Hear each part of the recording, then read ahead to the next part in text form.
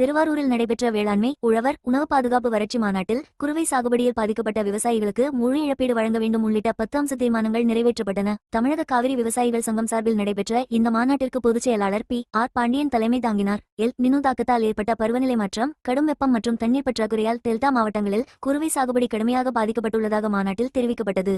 சம்பா சாகுபடியை வெற்றிகரமாக மேற்கொள்ள வேண்டிய வழிமுறைகள் குறித்து கோவை வேளாண்மை பல்கலைக்கழக முன்னாள் துணைவேந்தர் ராமசாமி மற்றும் உணவு ஆராய்ச்சியாளர் தஞ்சை சித்தர் விளக்கமளித்தனர். மேலும் முன்னாள் புவியியல் ஆராய்ச்சி இயக்குநர் எஸ்.ஆர். ரமணன் பருவநிலை மாற்றம், மழை பெய்யும் காலங்கள் மற்றும் எல் நினோ தாக்கம் குறித்து விவசாயிகளுக்கு விரிவாக எடுத்துரைத்தார். மாநாட்டில் நிறைவேற்றப்பட்ட முக்கிய தீர்மானங்களில் குறுவை சாகுபடி பாதிப்பை தமிழ்நாடு அரசிதழில் வறட்சியாக அறிவிக்க வேண்டும், பயிர் காப்பீட்டுக்கான முழு இழப்பீட்டை வழங்க வேண்டும், கூட்டுறவு வேளாண் கடன்களை முழுமையாக தள்ளுபடி செய்ய வேண்டும், சம்பா சாகுபடிக்காக கர்நாடகாவிலிருந்து காவிரி நீரை பெற்றுத்தர வேண்டும், மேகதாது அணை கட்டுமானத்தை தடுக்க நடவடிக்கை எடுக்க வேண்டும் உள்ளிட்ட கோரிக்கைகள் இடம்பெற்றன. இந்த வறட்சி மாநாட்டில் டெல்டா மாவட்டங்கள் மற்றும் தமிழகத்தின் பல்வேறு பகுதிகளைச் சேர்ந்த ஏராளமான விவசாயிகள் பங்கேற்றனர்.